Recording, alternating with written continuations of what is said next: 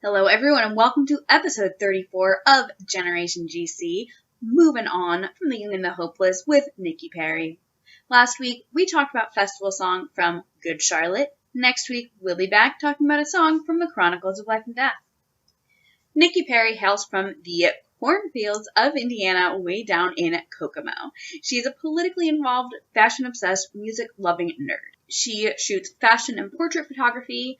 We had actually connected a few years ago online when she was doing concert photography. She's also the self-proclaimed queen of live tweeting political debates. A couple quick reminders before we get into the show. Please visit antisemitism.card.co and blacklivesmatters.card.co to learn more about anti-Semitism and the Black Lives Matter movement, respectively. It's important to continue speaking out against all forms of injustice. There have been protests continuing in the country, even in Philadelphia, which I'll be living in pretty soon, over police brutality and racism. And I'm glad that protests are getting the attention that they are, but, hopefully they spark some actual change. I'm recording this intro on Friday, October 30th, and you'll be hearing this episode. It'll be Wednesday, November 4th, 2020 when the episode goes live. The day after the 2020 United States presidential election, which feels like the biggest presidential election in history, but I don't know, maybe it's just because it seems like there's the most at stake. There's a lot up in the air right now, and I wish I had some words, but it's kind of hard to know what to say without knowing how it turns out. I know a lot of people say that you shouldn't mix politics and music, or you shouldn't mix politics with your podcast or your blog, or you shouldn't put politics on social media, but I think that's just such a bizarre perspective, because it's not politics. It's not just politics, I should say. It's human rights. It's women's rights. It's rights for people of color. It's healthcare, rights to affordable and accessible healthcare. All of these things that are so much more than who you vote for, but who you choose to vote for does represent that. I don't know. I mean, look, next week I will definitely have some words to say either way, I think. Finally, before we go into the episode, one more thing. Generation GC stickers are here. Do you want a sticker? 2 things you can do. Number 1, support the show on Anchor. Go to anchor.fm/generationgcpod. Tell them you want to support this show, and that helps me do things like have the right equipment and print the actual stickers and get them out to y'all. Number 2, you can donate to a charitable organization. There's a lot of organizations listed at blacklivesmatters.card.co, so pick one, send them a donation, whatever you can afford. It doesn't matter how much, but any help really does make such a difference.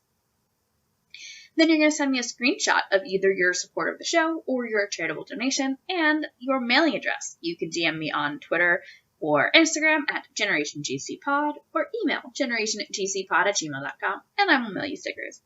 I'll also occasionally tweet or post on the Instagram story about other ways y'all can get stickers. Maybe I'll do a holiday giveaway. I don't know. Gotta think about how I might make that happen. But yeah, thank you all for tuning in and listening to the intro. And now on to episode 34. So, Movin On is track 14 on Good Charlotte's 2002 second album, The Young and the Hopeless. Track 3 is Emotionless. So you have this real, they call it emotionless, but it's a pretty emotional song. I think it's pretty sad. And then I think you end on a much more upbeat, hopeful note. This was not a single. It's also, and I think, Nikki, I clarified with you, which Movin' On did you mean? Because there is also a song on Youth Authority called Moving On. They are not the same song. No, they are not. So different. Yeah. I was like, I sort of have similar themes. We just recorded an episode on War. It's not live yet, but War, the song from Youth Authority, not War, the song from Greatest Remixes. Very different songs, though. Very different songs though. And I mean, I can't have imagined a different name for this song or for Moving On 2016. But it like confuses me so much sometimes. Like there is a part of me that wonders, like, I don't know, did they just like run out of song titles or something? Like, I don't know. I think it's a different stage in their lives because, like, they were so young when they released The Young and the Hopeless. Oh, yeah. So Moving On from Young and the Hopeless seems much more like an anthem. And then Moving On from Youth Authority. Right. It seems Moving on versus Moving On. Yeah.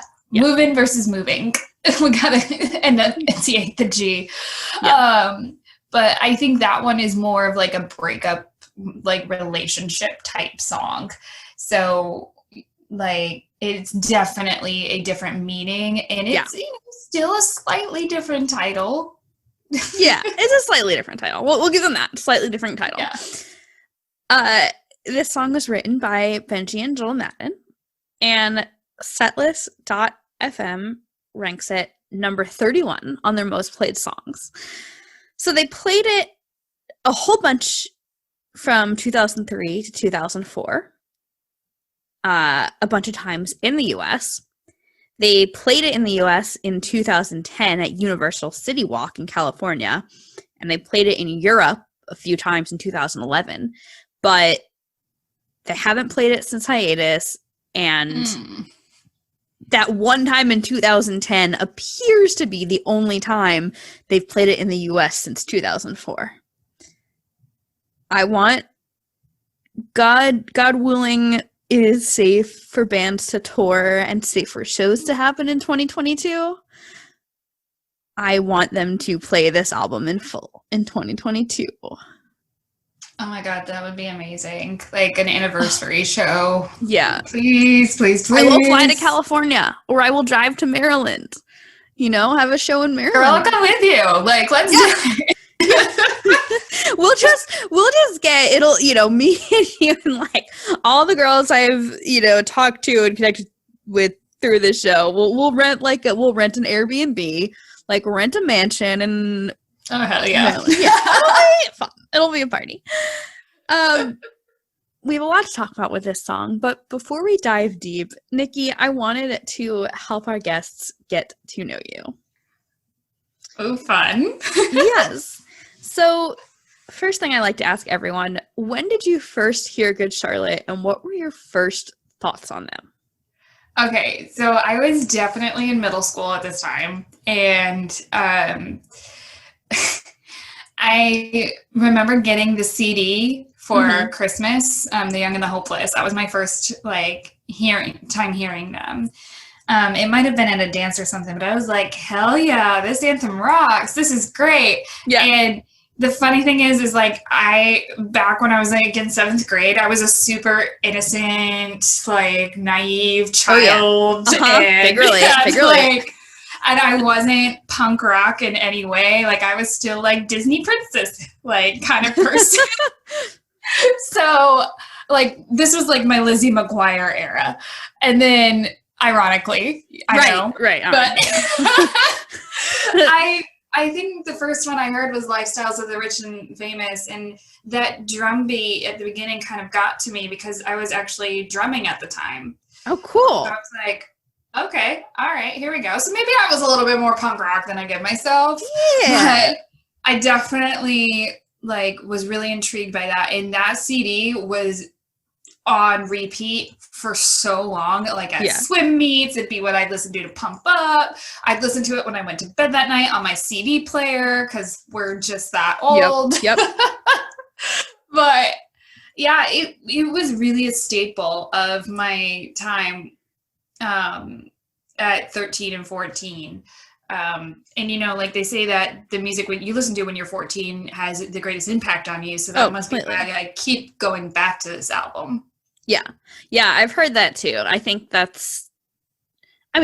explains, first of all, why so many bands have found success doing like anniversary tours. Like, Take Me Back Sunday, Newfound Glory, Census Fail. They've all done a handful of like plenty of like anniversary tours. Bayside, people discover them at a certain age, and then they want to revisit that. I have some certain feelings about anniversary tours specifically, but I also feel like I can't talk crap about them because, like, yes, if Good Charlotte did a tour playing this album in full, are you kidding? I would be at every show.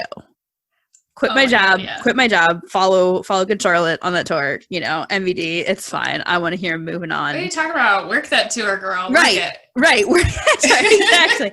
Quit my job, get a job on that tour, Just make them guest on the podcast every week. Oh yeah, exactly. That'll bring in the ad revenue, Yeah.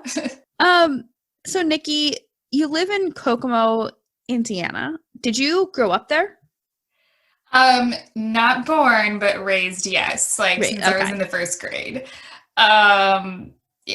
It's a very interesting place. It's not like the Beach Boys song, despite everybody singing that to me when they find out I'm from Kokomo. But it's... Is Kokomo like a city or is it like a town? It's a very small city. We have about... we have over 50,000 people. I know that, but it's grown since the last time I looked. But I mean, we have a really cool downtown area. Like my friend owns a bar down there that's really awesome. There's like really cool coffee shops and a record store and so many cool things that we have here, despite it being middle of Indiana. Right. So you discovered Good Charlotte, you were like middle school, 12, 13, 14. Were your peers, were they also into Good Charlotte and or similar emo bands, or was everyone like into pop music or rap? Like what were your peers into growing up? So I would definitely say that my friend group was more open to pop punk and emo and all of that. I mean, sure. We were stupidly singing a rendition of I'd Do Anything when we were teasing our friend about her having a crush on a guy. Oh my. Yeah. So we had some good times with it. But like I think more people were more open to pop punk and emo back then than they are now. It feels like more of a niche now. But definitely we had a lot of people into rap. I mean, I think that's around the time that like Usher's Yeah and Get Low came out because we were definitely dancing to that at middle school dances, which is questionable from our teachers. Yeah. Like, really, guys? But we also danced to the anthem at our school dances. Yeah. So, but I can definitely tell you my friend group was the most excited about it. And what's interesting for me is like I sat with one table mostly at lunch, but I didn't have one specific friend group. I had like 3 major friend groups, I guess. And all of them kind of like enjoyed a lot of the same music. That's nice. I mean, I feel like, I'm sure, speaking of lunch, I'm sure if someone did a study, they would find that kids tend to sit at the same table at lunch every day. Oh yeah, we had our table. Yeah, and even within that, I mean, it was a little different at my high school because of how the schedules worked. So you didn't always have like see the same people at lunch. But in my middle school, it was like everyone, you'd sit at the same table every day and like pretty much people would sit in the same seat every day. Like, yeah, we kind of did too. I mean, there were some times where I wouldn't sit there, or like in 8th grade, I sat at a different table a lot more. But, it definitely during, I think it was like 6th and 7th grade, we had our specific table that I was always at. For sure. So, Nikki, you and I mean, we connected several years ago on the internet just through the world of concert photography. Yes, we did. We met for the first time in 2016. Ironically. Yeah. Warped Tour was in Indiana. I don't think it was actually in Indianapolis. It seemed pretty far out of the city. But, the quote-unquote Indianapolis Warped Tour. Technically, it's Noblesville, but nobody knows what the hell Noblesville is. So they're just I mean, it's like they call Tinley Park, Chicago. And I'm like, bruh, Right. that's like Nowheresville. Milwaukee, I think Milwaukee was actually in the city though. So we met. It was Good Charlotte's first Warped Tour show over a decade. We got to photograph them. Yes, we did. Crazy, amazing day. I mean, what was that day like from your perspective? Crazy busy because I think I was doing like 10 video interviews Oh my plus God. shooting so many bands. And I was like, why did I do this to myself? But Right, that's a typical thing that I like to do to myself is Right, overwork. But they were the last band for that day that I needed and wanted to shoot. So I was like, this is going to get me through. This is going to get me through. I'm shooting Good Charlotte. Screw everything else. I'm shooting Good Charlotte. It's fine. I can get through this. So it was a really crazy day, and I couldn't really focus on that until we got there and we were like right in front of them. And I was like, holy shit, this is really happening. Like middle school dreams coming true, man. But it was so awesome seeing them up there, and they didn't lack any energy. Nope. They were going at it, and that's what I love to see from bands that haven't been around in a while is they're like, yeah, we're back, we're energized, let's do this thing. And it really made it great, and especially getting to enjoy it with a fellow Good Charlotte fan was so incredible because you and I had such a good time. Yes. Didn't they close out with the anthem? I think so. Yeah, because like we were like hardcore jumping up and down. Yeah, like in our, with our passes and like our cameras. And I think this was while I can definitely find this photo, but I think this was while they were still playing, but like right after the 3 songs finished, we took a selfie and we're both just like smiling with like our jaws on the floor. Like we just photographed Good Charlotte for the first time. Oh my God, that was so cool. And, that's something that I loved about concert photography was just sometimes you just got to see your favorite bands and just enjoy the moment. Yeah. And just like live your childhood dreams out. Yeah. So obviously no one is really doing concert photography now. Yeah. But pre-COVID, I mean, were you still shooting music like up till earlier this year? Not really, just because I've gotten busy with my full-time job and I've been trying to focus on some other things. Plus I'm getting older and like concerts wear me out. Yeah. It's hard when you have a full-time job because I remember like in college I'd go to a show and the show would end at midnight and then maybe I'd even stay up an hour or two after that editing and then I'd wake up and go to class in the morning. But it's like harder and harder to do that when you're an adult. And sometimes shows are on the weekend and it's fine and you can sleep in. It's not a big deal, but it's definitely harder as a quote unquote real adult. So you do fashion work and portraits now? Yeah. I do a lot of fashion work with a friend who's a fashion designer here in Indiana. She's amazing. Tokyo Twiggy, which, by the way, that's so cool because I never would have thought there was anyone doing anything like that in Indiana. We actually have a decently growing fashion scene. Really? Yeah, we actually have a big fashion magazine in Indianapolis called Pattern.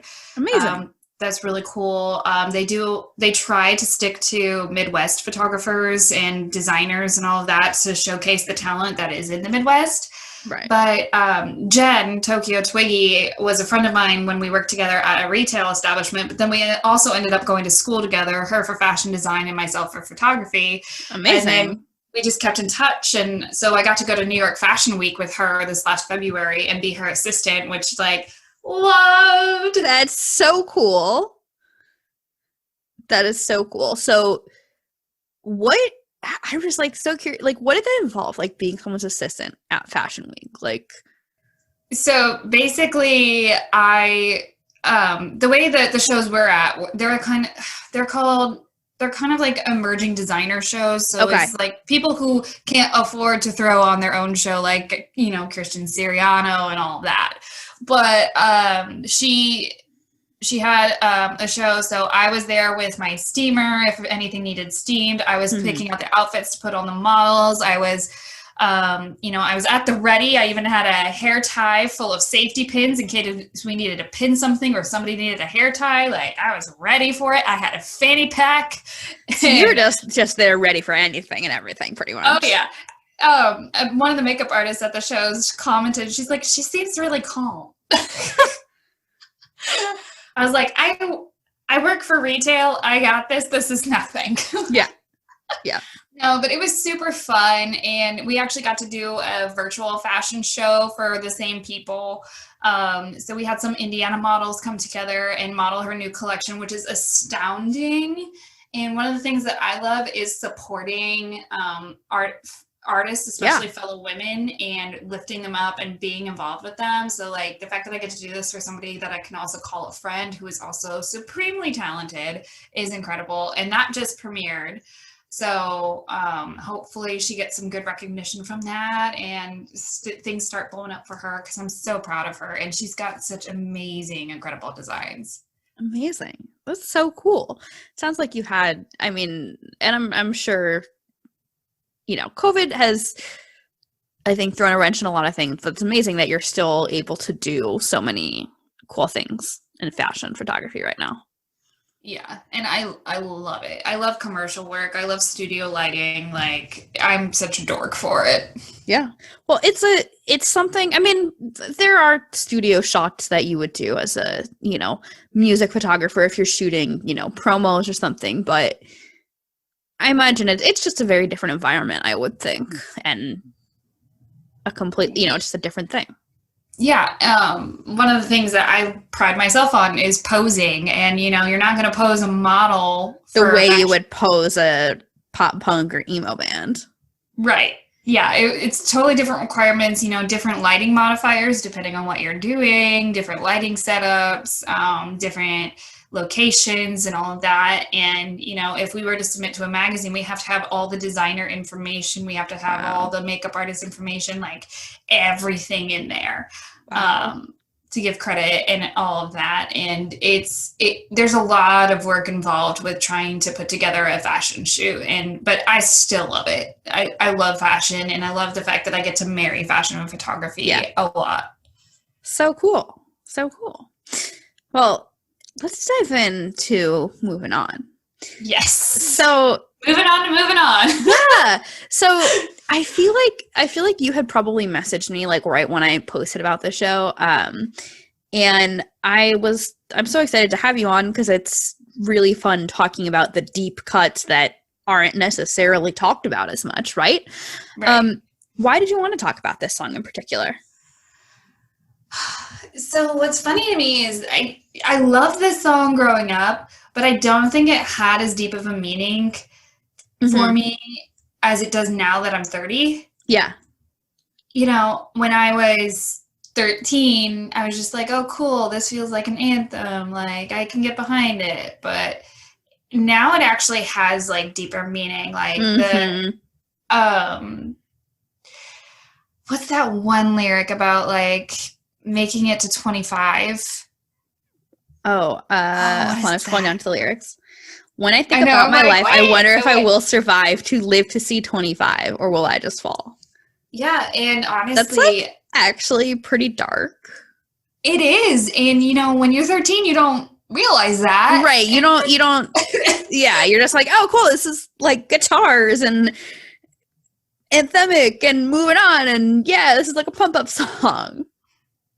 Yeah, but I've had a journey struggling with mental health, and there's been a lot of things that have happened in my life that I felt like, oh my gosh, I'm not going to survive this. Like, this isn't going to be okay. Like, this is never going to be okay.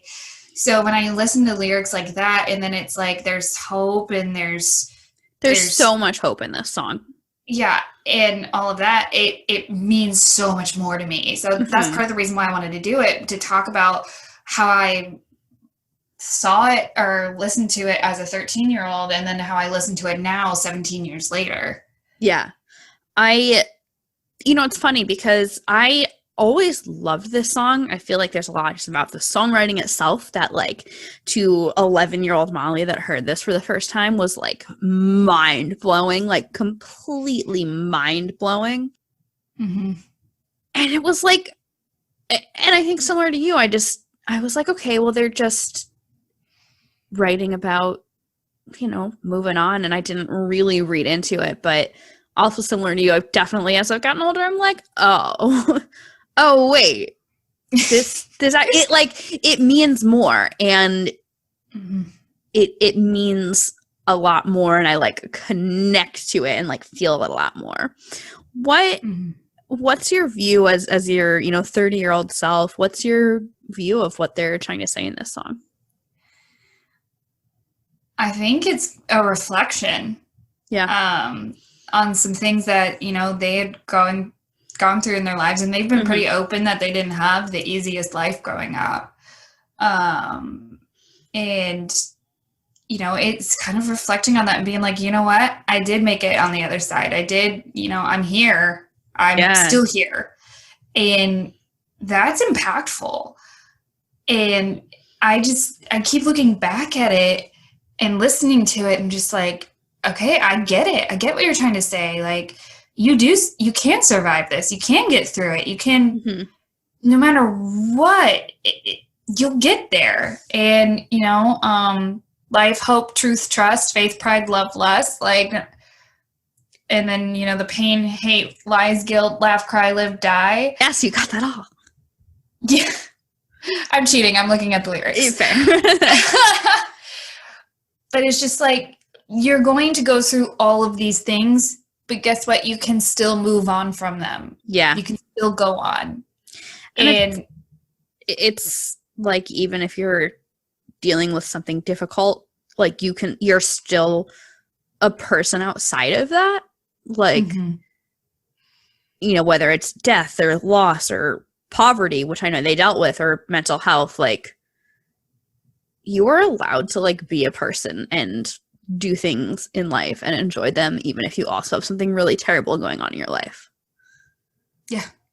I mean, like, what are you supposed to do? Just sit home and in the dark and not do anything? Are you not supposed to go to a show and just let loose? Yeah. I mean, that's what their music is just kind of like letting loose, letting everything out and letting go.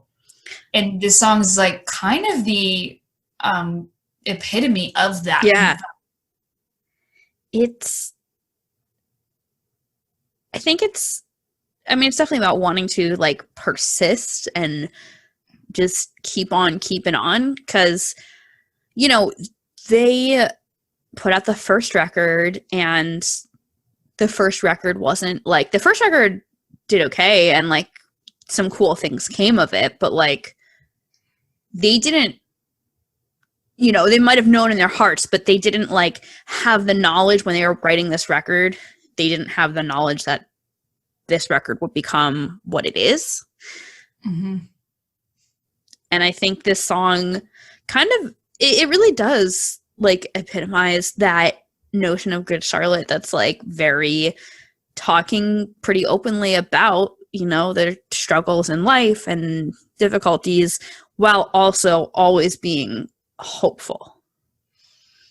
Yeah. And, I wish younger me would have gotten that. Yeah, right. I wish younger me would have gotten that so much. Like, why didn't I? It's very like wise beyond their years, this song. I know. And like, I wonder if like they were like 23 when this came out. Like, I think so.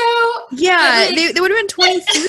Like, I wonder, and I mean, I've felt this about stuff that I've written and photographs I've taken and everything I've created, that I can see it with different eyes many years down the road, right? But like, I almost wonder if they had the awareness that like we do as 29, 30-year-olds when they were 23. I don't know, but like what they were saying. Like, do they know how impactful this song is? I don't know. I mean, it's cathartic, right? You've been talking about letting loose and getting out, and sometimes when you are writing or writing a poem or a song, or you're writing fiction, or you're making a painting, or when you're creating art as catharsis, at least in my experience, I don't always fully understand even what I'm saying or like what I'm communicating through the art while I'm doing it, because I am just like, get it out, like unscrew the lid, pick it up, tip it out, just let it all flood out. Yeah. And then you see it on the paper and it's like, oh, okay. That's what I was feeling. That's what I'm saying to the world. Like, I'm one of those people that think, like, when I hear music, I see visuals with it. And every time this song comes on, I think of just, like, somebody deeply breathing, and they're in a meditative place, like, standing on the edge, like, standing on the top of a mountain or something like that, and just, like, this is it. I've made it. Like, I'm okay. Yeah. And they just take a deep breath in and smile as the sun's rising, and it's just like, this is what that song feels like. It's like that you're sitting, as you're saying that, I'm now picturing like you're sitting at the top of a mountain, you've just hiked up this tall mountain at sunrise, and you have this beautiful view, and you're like, wow, I hiked up the mountain. And now it's easy from here. Just got to get back down. Yeah. I can't talk enough about how this song just makes me like feel like, yes, you did it. Yeah. It's like a cheerleader. It's literally like a cheerleader.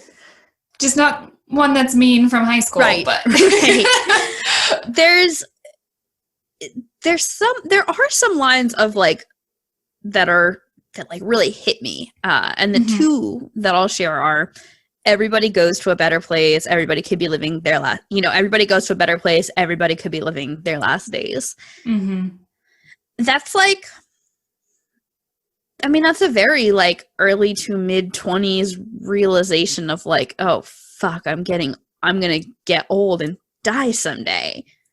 Everyone I love is going to die someday. Fuck. It's not just death is not just this like theoretical thing. It actually happens. But like, let's celebrate it, right? Like, we're just going to move on, celebrate it, celebrate what we have now, right? And then in the chorus, they say, some friends become enemies. Some friends become your family. Which like, I don't know, what school was like for you, but I had a lot of mean girl issues in middle school. And so hearing this line, I was like, yes, some friends become enemies, some friends become your family.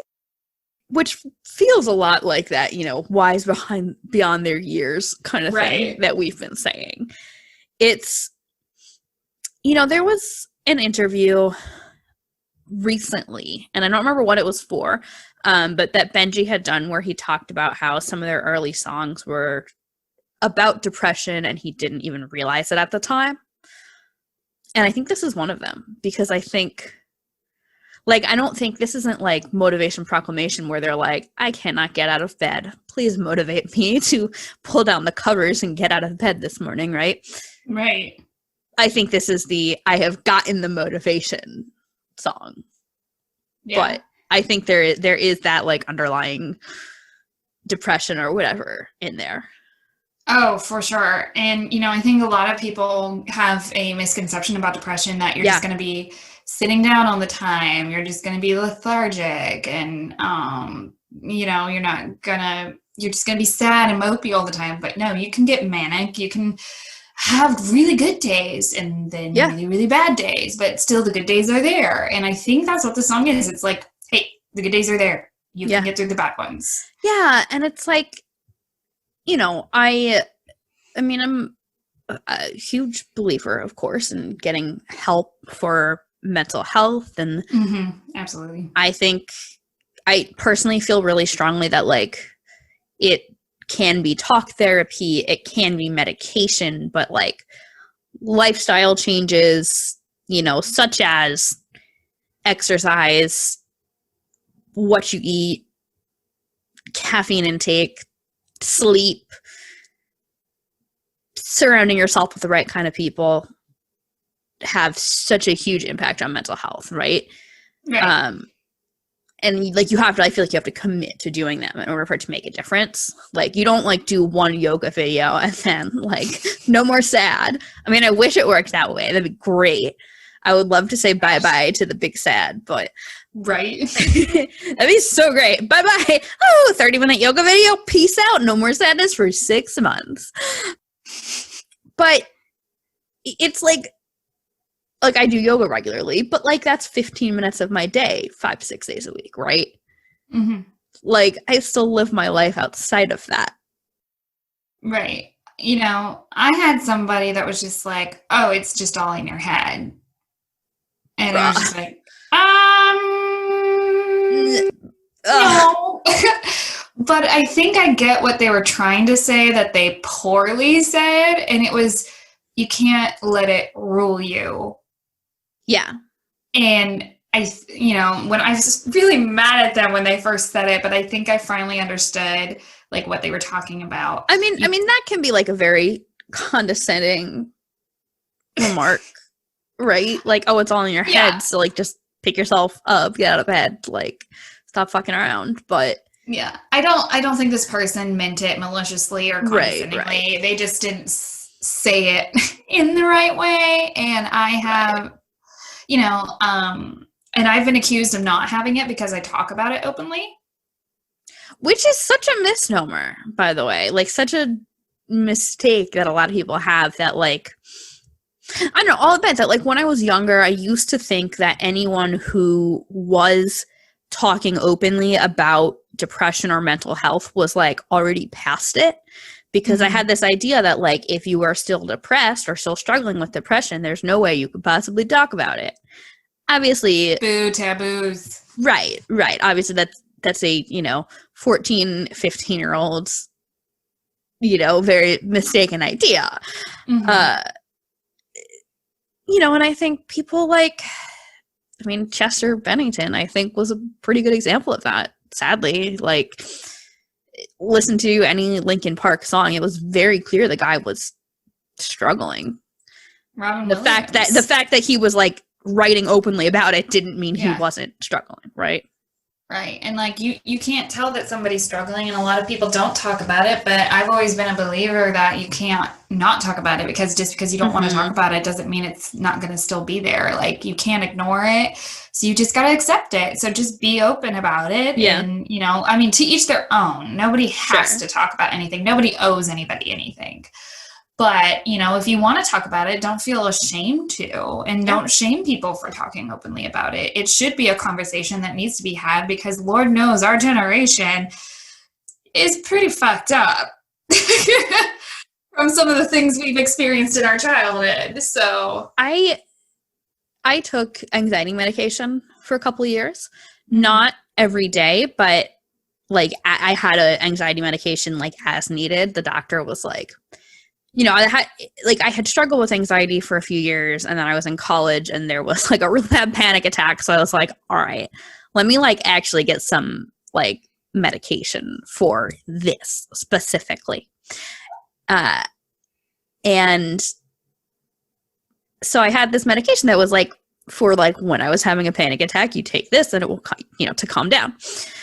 And I just talked about it as if I would like compare it to, because people get weird, especially about like anxiety meds. There are some that have like kind of a quote unquote bad name because, they are also very often abused. But I would just talk about it to friends. Like, think about it like this is an EpiPen and I'm allergic to peanuts, right? Right.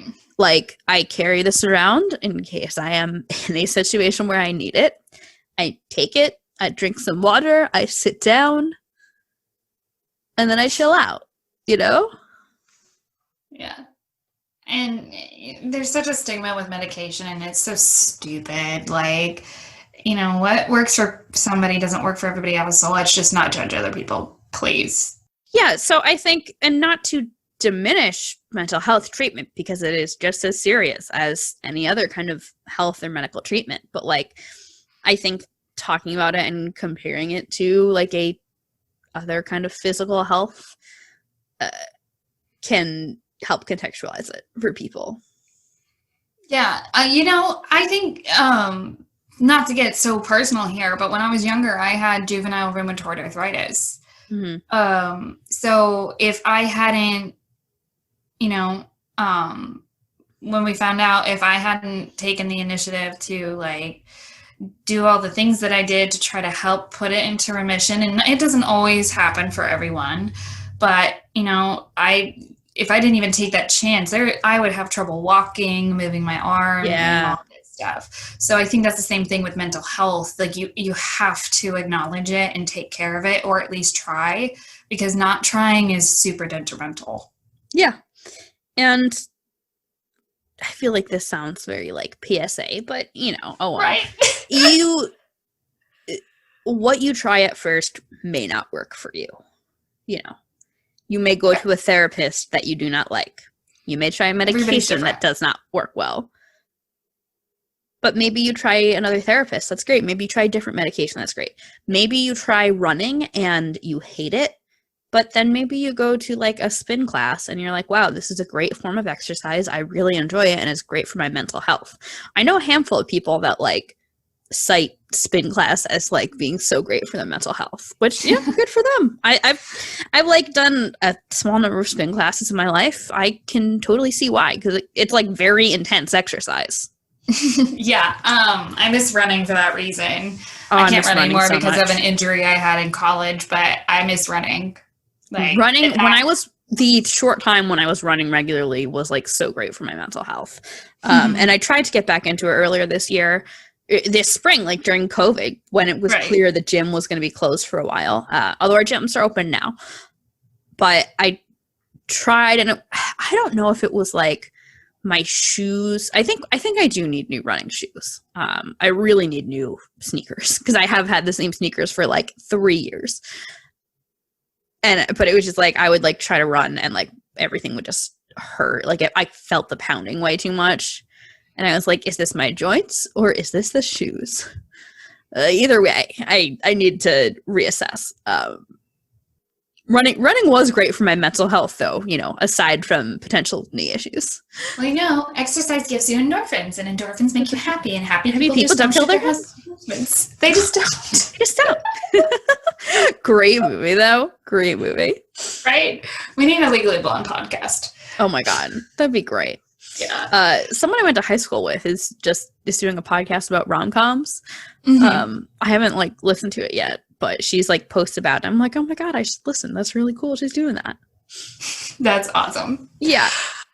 So I want to talk about the chorus of this song. Yes. How effing badass like 11-year-old me thought it was when I heard them say, and I'm going to see if I can do this from memory. I'm not looking at my notes right now. Life, hope, truth, trust, faith, pride, love, lust, pain, hate, lies, guilt, laugh, cry, live, die. Dang! Hey! You got it! Yes! Ding, ding, ding! Yes! I love how they just like spit out those words one at a time, kind of representing all these things you go through that you just have to keep moving on through them.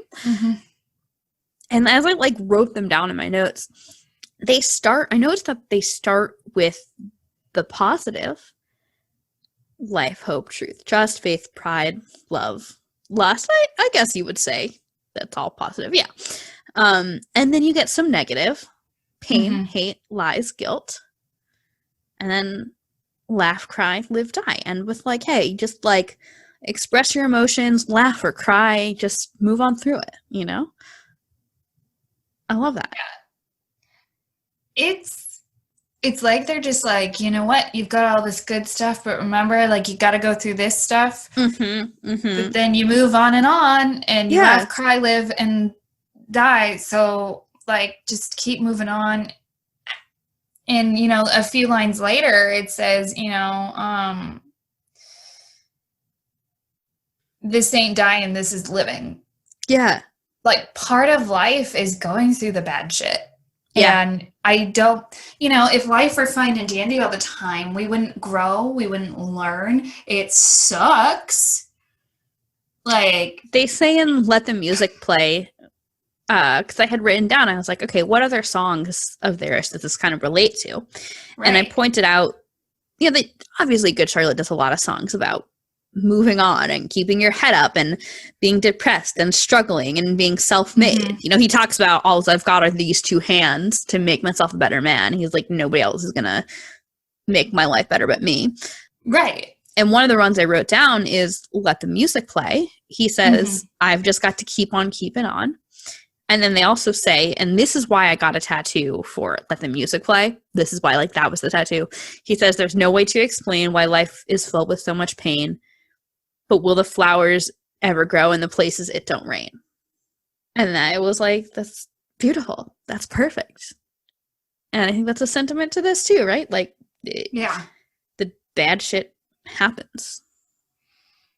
And, it's like you've got to take your time to do what you need to do to get through it. Mm-hmm. That's, I think, the laugh, cry, live, die. You just got to take your time to get through it. Yes. Process the bad things, deal with them, but then keep going because there's something on the other side of that. Yes, absolutely. And by the way, I don't want to make it sound like you just have to keep living your life and don't slow down when you're, struggling. Right. Part of healing, part of getting through something can include taking a break, whether that's taking days off work, deciding you're not going to be dating for a while. Maybe it's you're not going to exercise for a few weeks because you got hurt. That is part of recovery, right? Also, so is crying. Yes!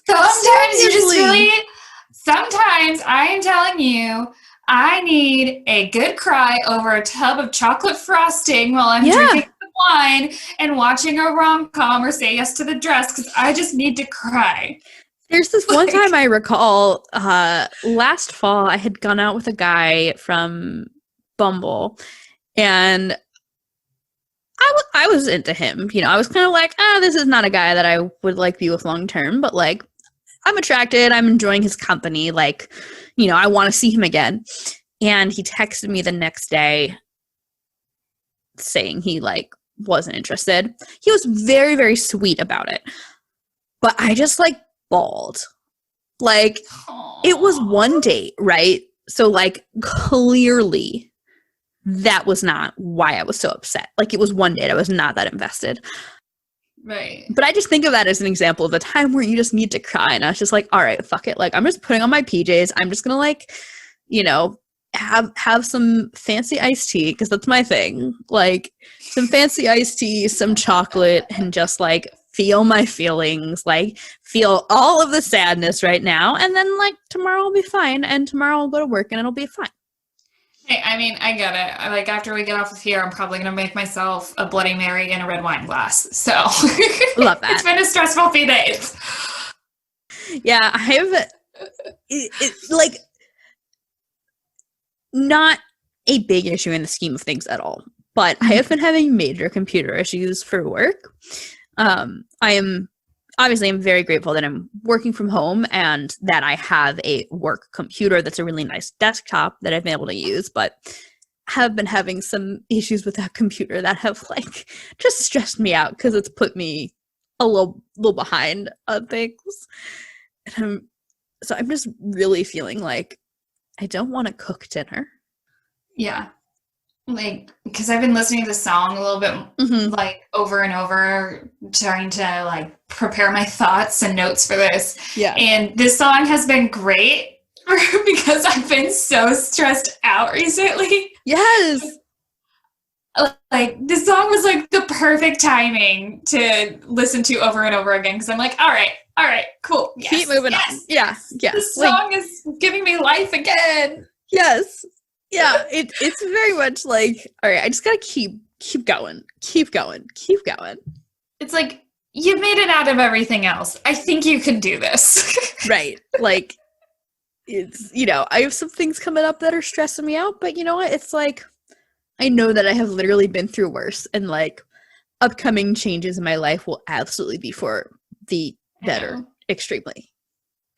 Yeah, and I can't complain either. I have a great team at work Yeah. that I absolutely love, great partner at work and all of that. So like that shouldn't worry me as much as it does. Like, girl, I was dreaming Thursday night about what I was going to do about our large truck on Friday. Yeah. Like I was dreaming about it and I was like, okay, I really need a break. Yeah. So I think it's also just about recognizing when you need that time to like step back, like you said. But yeah, this song the timing couldn't have been more perfect to keep listening to this song. Yeah, it's good. We all need that motivation sometimes, or all the time, really. Yeah.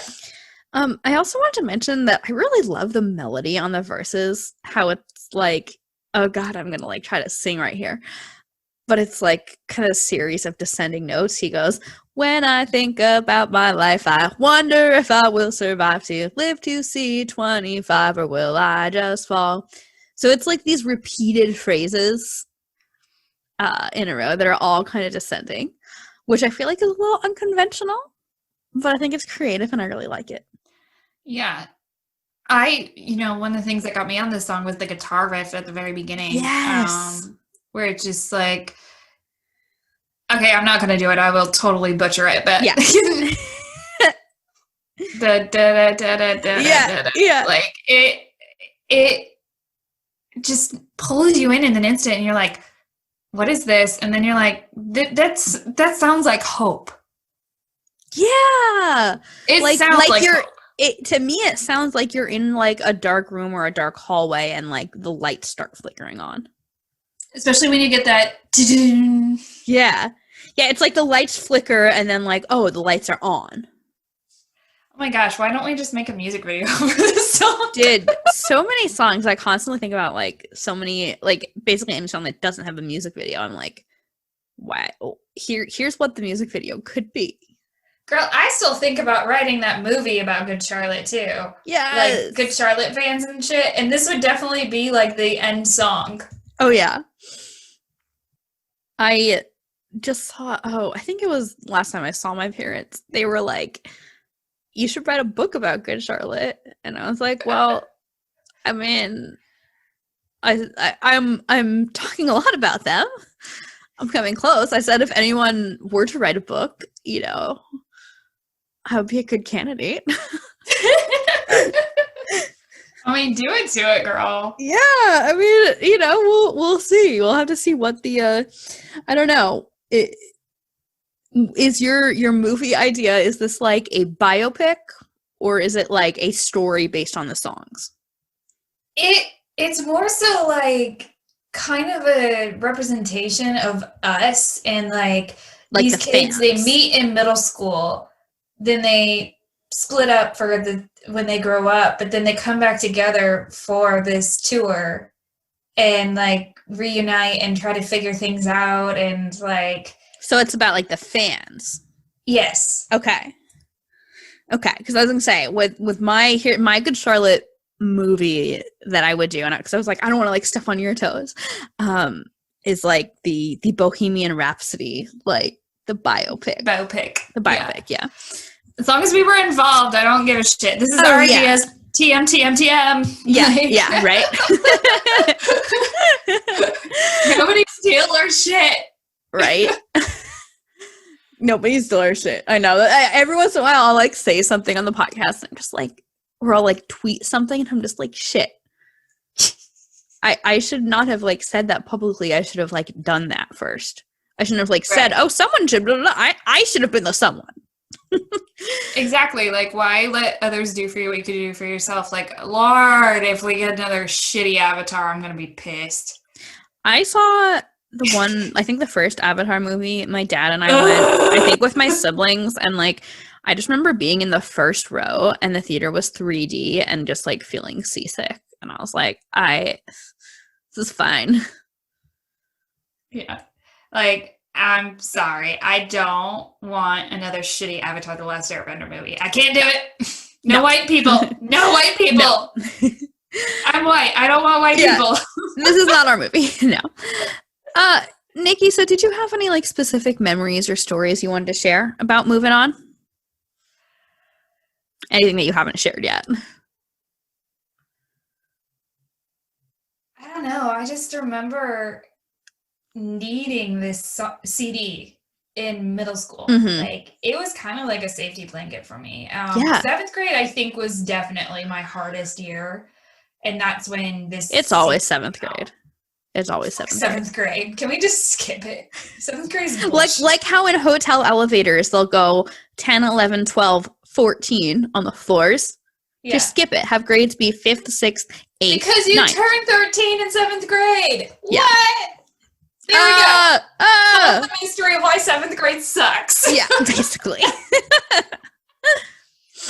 Oh, gosh. But, you know, I really didn't have an easy time in middle school. I was bullied. Like, I got signs stuck on my back. I got told, like, a lot of things about me, and you know, we even had the popular guys try to prank us try to ask us out on dates. I was proud of myself for being meek and mild. I lost my shit on him that day, so because I was not having it.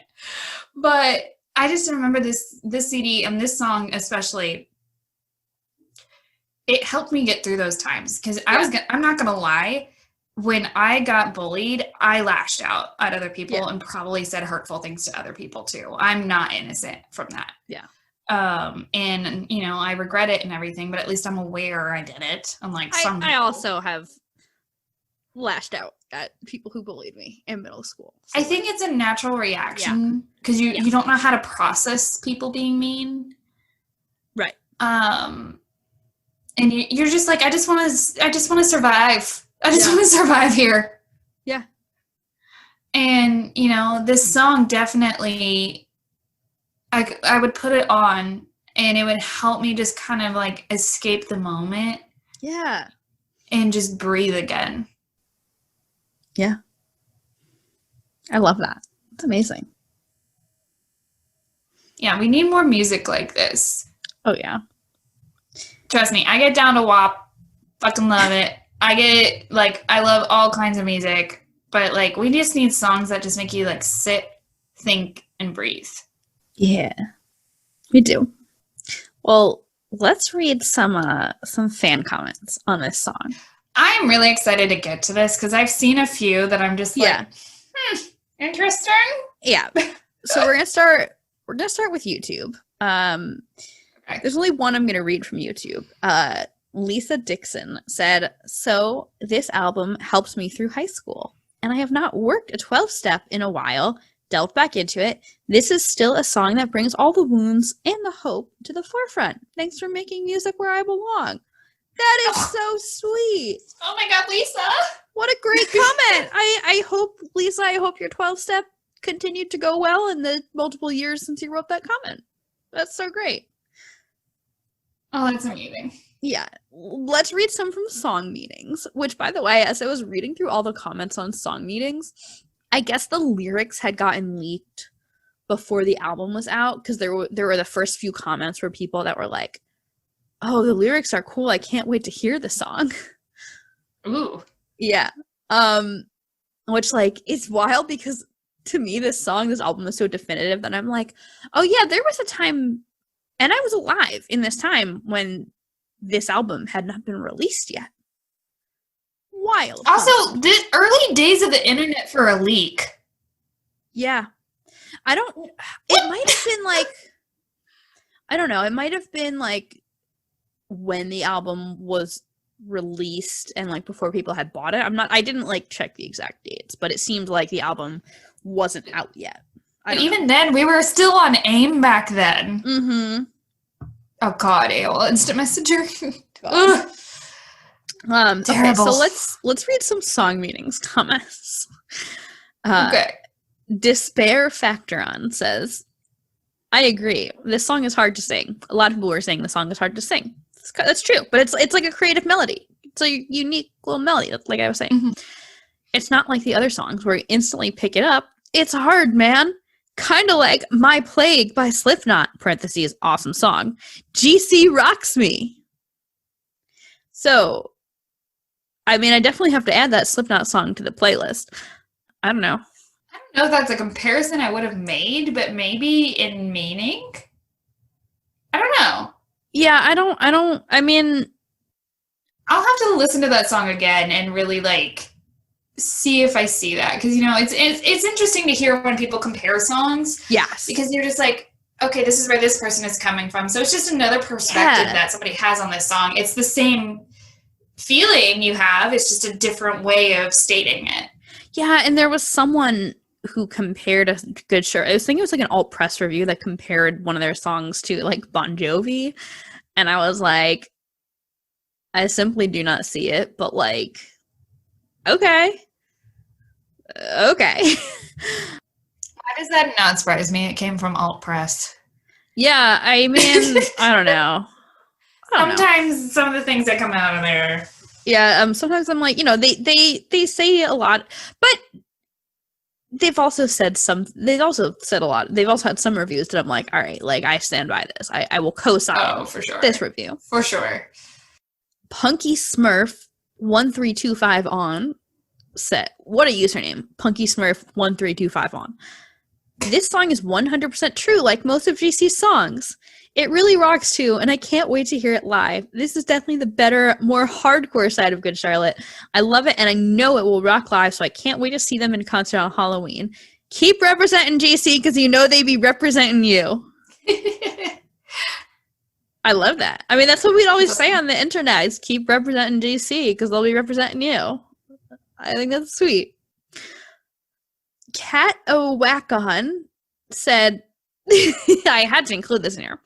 It's talking about the cycle of life and how you live it. There's someone for everyone, and things happen for the best. GC gets worse each CD they make. Their older songs are great, though. This song is an awesome song, and it makes me look forward to summer. Okay. I mean, I don't want to say they're wrong for... I don't want to say they're wrong for having that opinion. Do I agree with that opinion? No. Absolutely not. Absolutely not. The first part of it, I'm like, oh, yeah, definitely. This is what we've been talking about, for sure. But yeah, I don't think they get worse. I think they change and evolve, which is what bands are supposed to do. Yeah, exactly. I mean, Newfound Glory has made a bunch of great records, but they've also made a bunch of records that, like, yeah, they'll talk about how, like, you know, I feel like maybe this is my fault for not paying as much attention to, like, recent Newfound Glory releases, but they're a band I think of that hasn't necessarily evolved so much. Right. Which is not necessarily wrong, right? Like, they found what they do. Because Good Charlotte has experimented. Sometimes people don't like it, right? Right. I mean, a lot of people have the same problem with Bring Me the Horizon, because they've evolved and gone away from their original sound, which, like, they've put out banging records and just, like are holy fuck talented. Like, so I don't blame them for trying other things and experimenting, because it may not be working for some people, but it's working for a lot of people still. And that's what Good Charlotte did too. And I think that's great. Yeah. And just the sidetrack on Bring Me the Horizon, I saw them 5 years ago, and like I went in, I think, not knowing any of their songs. I don't even know if I know any of their songs now, per se. Like, you know, I listen to every album when it comes out, but like, holy shit, they were so good live. That's a band that you could go to not knowing any of you could go to their show not knowing any of their songs, and you may or may not walk out knowing the words, but like, you will walk out, you had a great time. You had a great fucking time. Yeah. Absolutely. Oh yeah. So let's read 2 Amazon reviews. I'm really excited about this first one. Yeah, do you want to read it? Let's talk about this. Do you want to read it? Do you want me to read the whole thing? Yeah, read the whole thing. Okay, I'm going to put my best reader voice on. Yes. One of the crown jewels of the album, though, is its closer, Moving On. A very true and real number where the band demonstrate their belief in something beyond this current life with the line, "Not everybody knows that everybody goes to a better place." In fact, All 4 band members in the thank you list to the CD acknowledge that their faith in God and credit him as the force that got them where they are and brought them their much-deserved success. I know that bands like MXPX had previously set the bar for this, but being a Christian myself, it's good to see any band in a traditionally secular and in some cases even openly anti-religious scene breaking through the mold and boldly proclaiming their faith and love for God instead of love for themselves and their own talents and egos. Yeah. Bruh. I mean, look, they're religious guys, right? And that's fantastic. Cool. Yeah. Love it. Would you say this song is religious? I don't think so.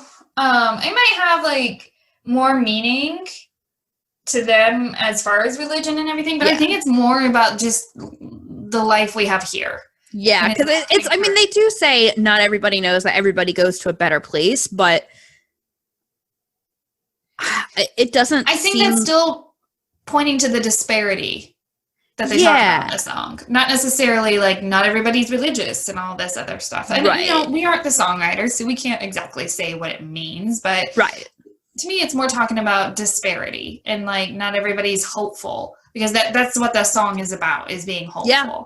But I don't think it's saying like it's not. I don't think it's specifically about, but in a way, like, I don't know. I was going to say I don't think it's specifically about faith in God, but in a more obscure way, now that I'm thinking about it, like I could really see that, because faith in God gives people a lot of hope, you know, and a lot of people, when they're struggling, they look to God.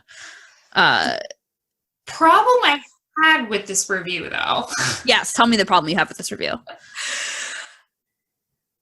The proclaiming their faith and love for God instead of love for themselves and their own talents and egos, which made it seem like this person has a problem with anybody who doesn't believe in God. Yeah. That was my problem, because punk is traditionally a pretty non-religious scene. Yes. Depending on where you are. So why do we feel the need that we need to boldly like demean other non-religious people, right? Yeah, like just because they don't have religion doesn't mean they don't have faith and hope and love in their life. Yeah. People find that all sorts of ways, and not everybody's Christian either. And that's something we have to really recognize, especially in this country. Yeah. We're really bad at recognizing. Yeah, as I'm, just talking about like the Jewish high holidays, right? Yeah. Yeah, and like people can have faith in God or a higher power without following a specific religion. Yeah, and and maybe this does talk about faith a little bit, but I don't think it's necessarily saying praise be to Jesus Christ. Right. But that's kind of like, in a way, that's kind of like the mark of a great song. It's like where you can get some different, like multiple sort of different views about it, where it's like specific, yet also, oh, it's about this, but it's also about that. It's like a layered thing. Yeah. And, again, I think it's open for interpretation. So I don't think this reviewer is necessarily wrong. I'm like, kind of like, bruh, like, did you have to throw that last part in there? Yeah. I mean, I don't know. I truly do not relate to, the type of people that are like, I am religious. Everyone who is religious is good. And if you're not religious, you are not a good person. I don't relate to that at all. I cannot imagine that mindset. Yeah. I mean, admitting my faults here, I used to be the conservative Catholic in high school. Oh my gosh. I know, right? Yeah, a lot of people don't expect me to say that. But now I'm not religious at all. I got to be honest about that. I just don't feel connected with it. The only thing I feel maybe connected with is just like energy and vibes and like are people. That's all I give a shit about. Are people good people? And I don't have a problem with religion. I have a problem with people weaponizing the religion. That's fair. Or being awful to people who don't believe. So like that this review kind of touched a nerve for me. Well, let's talk about this review from Rate Your Music. I won't read the whole thing, but they said that it's a strong closer to the album. It's another anthemic, living is hard, but bro, it's all we can really do in this world, bro, track. Sort of sounds like a baby brother to Rise Against or Strike Anywhere. Okay, that's not a bad comparison. Start with wondering again if our heroes will die soon, then rhyming dying and crying. Then there's the aggressively Christian sentiment that seemed to always be lurking just under the surface of this album and sits badly with their dark, brooding, rebellious image. So I disagree that it's aggressively Christian. I don't think if it were aggressively Christian, it would have been lurking underneath the surface. Right. If it was aggressively Christian, it would be right out there. Yeah. But even in their songs that are like more explicitly, I don't know, they've had several songs that are more explicitly about God or faith. Mm-hmm. But I would never categorize any of their music as aggressively Christian. No, and this song, like I said, it's open to interpretation, and until I saw that review, I wouldn't have necessarily put it in a category that could be considered about being about faith. Yeah. I think I would hazard a guess that this review was written by someone that is like a strong atheist. And again, stop fucking judging people or being right. It's like if you're Christian, stop beliefs. Judging people who are not religious, and if you're atheist, please don't judge people who like find comfort in faith. I feel like this person is conflating, like mixing up the ideas of believing in God and having faith in a higher power with just like hope in general. Like hope that God will get you through versus just hope in general.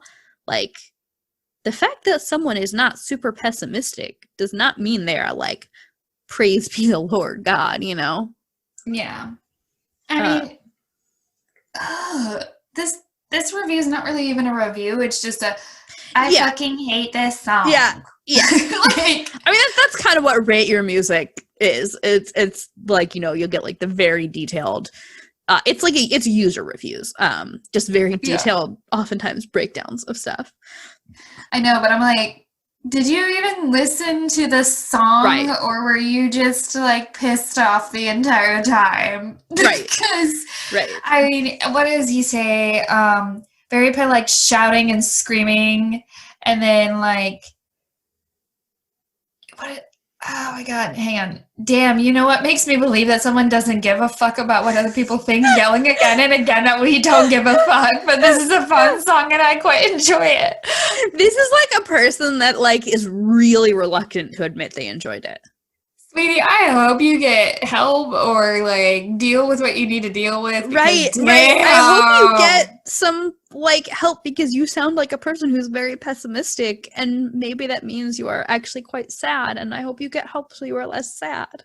Not too like let me know if I could ship you a tub of chocolate frosting. It's been my best friend. Right. Like, I'll send you some herbal tea, you know, some yoga videos I enjoy.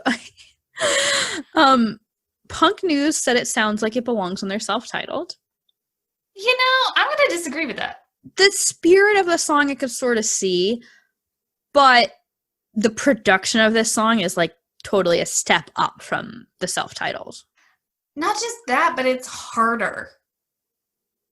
It's like, it goes harder than the first album did. Yes. It's not as catchy and making fun of their situation or poking fun and like jesting about it. It's a still serious song, right? Which is what the Young and the Hopeless, compared to their self-titled, is much more serious. And like their self-titled, it kind of poked fun at their situations that they grew up with and like just had fun with it. But this one is very much serious. We're gonna make it through, like hopeful, driven song. It's a more grown up version of what you would find on the self-titled.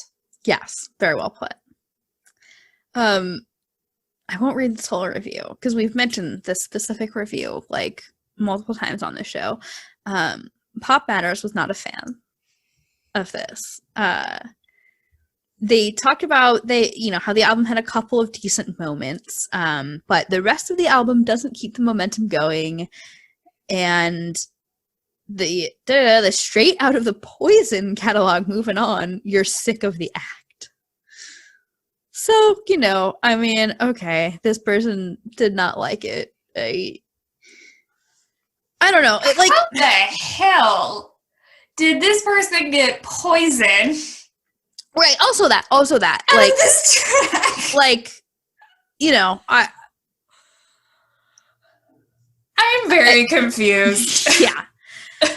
I feel like this had to be a person who just was not the target demographic for this. No, and honestly, that's the mark of a bad reviewer for me. Yes. Like, if you can't separate what you like from what you're reviewing at this moment, and it looks like this person just really didn't like it, like reading this review. Oh, yeah. What is it? Fun rant about whiny celebrities, and the rest of the album doesn't keep the momentum going. Like, what is it? Oh. The whiny the only title guy track. with any musical chops on the record. Ouch. Yeah. This is pretty unprofessionally written. Right, that's the thing. And like, I don't give a shit if you don't like the song. Separate yourself from it. And if you have something negative to say, you need to put it better than this. but like, also, if you're that negative about something, on a very real level, if you're like that viciously negative, like, are you like yourself just like super depressed and anxious and irritable? Like, I don't want to diagnose, maybe that's not fair, but like, I would say I've noticed like myself when I'm negative about the world, that often means right. But it's like, this is a symptom of something larger in the world of music criticism, that like in the early 2000s, that was the time of like, if you wanted to show your chops as a music writer, you wrote really negative stuff. And that was how you seemed cool, because you were like too cool to like actually like any of this, right? And then as blogs started becoming more of a thing, my hypothesis is that as blogs started becoming more of a thing, it was not just,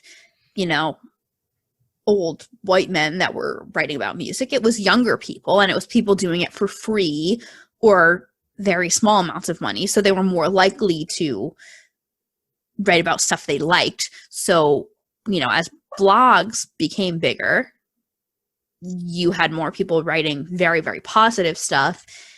And, as the people from those blogs go on to be the ones that write for the bigger outlets, then the bigger outlets start having more and more of this like very, very positive stuff, and it like, I think it'd be untrue to not write anything negative if you really found Totally. like it was lacking something, but like have some reason behind it. right. Like, and you have to have some meat behind that opinion. Like, whenever anybody gives me their opinion and I know it's factually wrong, I'm like, no, you need to go do your research and tell me that again. well, and it's like, what's that saying? If you judge a fish by its ability to climb a tree, like, of course it's gonna fail. Something like that. Like, right. You have to judge something for what it is. And maybe the problem is that this person didn't know what Good Charlotte was or what they were trying to do. And, the way we talk about them now, the way we talk about this record now, like, we look back, but like, what was the critical space looking like, in the fall of 2002? It was a little different, right? Like, they didn't have all this retrospect. So, still stuck on the Poison thing. I know that I'm just like, what? That I don't want to say it's like wrong because maybe they have reasons for that, but like, I would want to know, like please have expand. reasoning behind it. Like please expand, explain, and expand. Yeah, because that absolutely makes no sense to me. Right. I mean, I've made some wacky comparisons in my writing, but like, I have reason for them. Yeah, Good Charlotte to Poison, still like, maybe I'll go and listen to some Poison later and see if I can find it. But yeah, I just, it's okay to not like something, and I don't want to make it seem like I'm like not okay with people not liking Oh, and this you song, can but you can not like something and you don't have to have a reason. But when you're reviewing something, you gotta have a reason. well, and you gotta have a reason to like it too, right? Yeah. You know? Well, like, whenever, you know, as a manager, I have to sometimes talk to people, so I call it the sandwich method. Yes, yes. So, you know, you say something positive, then you bring in the criticism, and then you say something positive again, Yeah. so they can hear that first and last part and be like, look, not everything is bad, but here's something you need to work on. And reviews are opportunities for bands to look at and be like, okay, this is something I think we need to work on. Let's consider this, and there we go. Right, and it's like, it's not necessarily the job of a reviewer to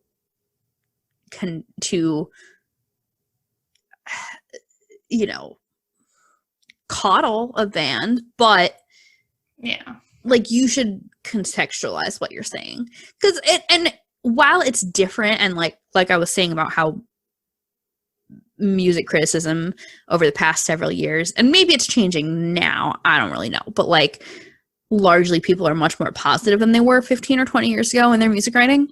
Still, I will like read stuff where people will just like say words and I am just like, I have absolutely no idea what you mean by that. I have no idea what you mean by that. Like, yeah. the fact that you used a $10 word does not make your piece better. It is better to use a $5. It is better to use a 50-cent word that lets the world know what you mean than a $10 word that makes no sense. Well, like when people try to say that intelligent people don't swear, and I was like, well, you know what I mean when I say fuck. Yeah. Yeah. So I was thinking the other day about like comments that I've made. I'm going to pat myself on the back a little bit. I've had a few comments that I've made on other people's TikToks that have gotten like 1,000 or 2,000 or 5,000 likes lately. Damn. Yeah. One of them was like a picture of Robert Pattinson. And it was, you know, the picture of Robert Pattinson in the brown tracksuit. Yes. Yeah, like this person said, "Oh, we made like we framed a picture of Rob, and it's, you don't see the picture at first, you see the back of the frame." And I commented like, "The way I knew exactly which photo this was going to be." And I think about that and I'm like, wow, okay, that is like an example of language that like pre the social media age, that sentence would not have really made sense. The way I knew which photo this was. Yeah. You know, so like there are nuances to language, but I don't know. I do not. What would you give this review if you were going to grade this review? 1 to 5 stars. If you were going to grade the review, A 1. And yeah, I was going to give nice. it like I was going to give it like a 1.5. Yeah, I mean, just because it's like, it doesn't have anything to really say that's substantive. It's just mean.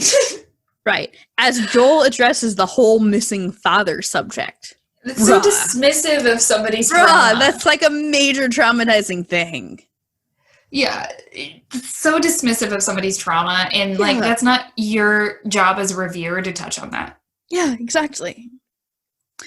Well, Nikki, we are nearing 18 years of this album. Oh my God. Yeah. How has this song held up for you over time? Again, I think it holds up better now than it did when I was 13. Like I said, I actually understand it now. Yeah. So for me, it's been pretty timeless because I mean it's been 17 years. I love that. What about you? It's held up very well because, very similar to you, I understand it a lot more. You know, I feel like I get what they're saying, and I've like lived through a few more things where then I know I can move on through them. So I have that personal life experience. Yeah, everything seems a lot more, you know, as stressful as things are as an adult, and you know, things weren't so bad in middle school. Right. Right. So, Nikki, a few questions I like to ask everyone to wrap up. Okay. Yes. So, what has Good Charlotte meant to you over the years, and how has that changed? Well, like I said, they were a staple of my middle school years. Them, Simple Plan, Sum 41, like absolutely a staple, like constantly in my CD player. And this album resonated with me and still does to this day. You know, it's been almost, like you said, 17, 18 years, and I still listen to this album like every few months. Yeah. And they still are one of the bands that meant everything to me and got me through those hard days. Yeah. It's amazing. I'm so glad you like still are able to connect to it and like celebrate all that it's gotten you through. Oh, absolutely. Like you know, and I love their self-titled, and I love several of their albums that came after this, but The Young and the Hopeless is like my sweet spot with Good Charlotte. Yeah. I think for a lot of people, like whatever album you discover a band on is always going to hold a special place in your heart. Mm-hmm. So, Nikki, do you have any last words about Moving On, about Good Charlotte, or about yourself? Just that, like, if you didn't feel like you liked this song when it came out, re-listen to it again. Yes. Like, listen to it now as an adult and see if you've got a different meaning, because holy shit, it hits differently when you're an adult and you're on the other side of all that bullshit that was happening when you first listened to it. And like Good Charlotte, you know, a lot of people have a lot to say about them in their music, and it may not be their thing, but man, you can't deny that they had some really great stuff lyrically and melodically. Like, they made waves when they came out on the scene, and you cannot deny that. And if you do, you're a fucking idiot. Sorry. I mean, they were doing something that like got people to say such strongly opinionated things about them. Right. I mean, however we feel about these people's opinions and like how they express their opinions, these people had very strong opinions, and they felt the need to express them. Yeah, but like you cannot deny that they did something when they came on the scene. I mean, they've been in movies. They've had so many different references. And I mean, like, it's been awesome to see that they've come out the other side of everything and have done really well for themselves, have found love for their lives. Like, it's super cool to kind of watch a band grow up as you do too. Yes. That's been a really cool thing. So it's been cool to see them do that. And, you know, like it still gives me that hope. And like every time I listen to this song, it just renews that for me. And it's a great de-stressing song, because it's like, okay, seems bad now, but you know you'll get through it. You know you'll get through it. You know you'll get through it. Amazing. Well, Nikki, I have been doing a Generation GC and Friends playlist on Spotify where I include the song that we cover on the show, as well as a recommendation from our guests. Oh, no. Yes. So what are you going to recommend for our guests? Like anything? Yeah, just anything you've been enjoying lately that's not Good Charlotte. Okay. Well, okay. So kind of keeping with the theme of this song. Sure. There is a new show on Netflix that's based off of a Brazilian show. It's called Julie and the Phantoms. I just started watching the first episode while I was eating dinner right before recording this. Shut up. Are you serious? Yes! Yes! Yes, I didn't even finish the first episode, but I was like, oh, let me throw something on while I eat dinner. Well, this is the song that got me into that show, and it kind of goes along with Moving On and the theme of hope and getting up and doing that. It's called Wake Up. Okay. And it's just the girl performing. Madison Reyes, I believe her name is. Brilliant show. Watch it. I can't wait to hear your thoughts on it. We'll have to talk about it. Yes. How did I know you would probably end up watching it? Because like there was a band in there. Right. I think that's why I watched it. But yeah, the song Wake Up. By Madison Reyes from Julie and the Phantoms. It's beautiful. The piano is incredible in it. She's got an amazing voice, and man, it just fills you with hope. So kind of going along with that, I think that's what I'm going to recommend. I love that. Tonight is Married at First Sight night, so I'm going to watch that later. So it'll be like a bit before I finish Julie and the Phantoms, but like I'm loving it so far. It's so much fun. It is. And you know what? I don't care that I'm 30. I'm going to enjoy this teen show. Yes. Because, like, it seems like a wholesome teen show. Like, I've also been watching Riverdale, which is like... I was about to say, Riverdale could be exhausting. Yes, it's like it's exhausting, and it's like kind of hard to keep up with because I'm just like, I think they just pulled words out of a hat to like create a plot line. Yeah, I know. I feel that way too. So like this one's just enjoyable and it's super fun. And like I said, it was based off of a Brazilian TV show, but the music is great. Like they're fantastic. Everybody's really talented. And it's just a really fun show. And especially if you like stuff like that, I highly recommend the show as a whole, but the soundtrack is fantastic too. I honestly, like, as soon as I'm probably going to tweet about the show on podcast account soon and be like, yo, go watch this. But that is so funny that you just started watching it. I'm so happy. Yeah, it was like the #1 recommendation on Netflix. I'm like loving it so far. It's great. So Nikki, thank you so much for coming on the show. Oh my God, thank you for having me. This was so excited.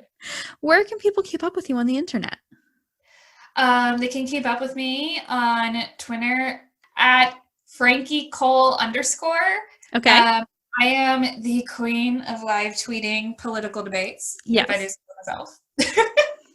I also have my photography Instagram. It's @StudioNPCreates. NP as in Nicky Parry. And so anybody can follow me there, reach out to me on there. I love to talk to people and love to get to know people, obviously, because we have this huge community of content photographers that I've met through the internet. Amazing. Nikki, thank you so much. Oh my Listeners, God, thank you, Molly. This is great. Listeners, thank you for tuning in. Last week, we talked about festival song from the album Good Charlotte.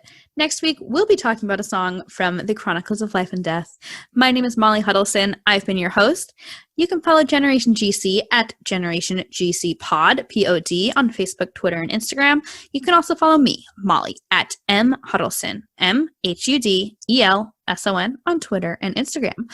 Please make sure you're subscribed to Generation GC on your favorite podcast provider. We're on Apple, Spotify, Anchor, Google. The podcast is also uploaded to YouTube. Wow, how convenient. So please make sure you're subscribed or following wherever you listen so that you see new episodes as soon as they drop. And please rate the show on iTunes, leave a review, share it with a friend. Thanks for tuning in.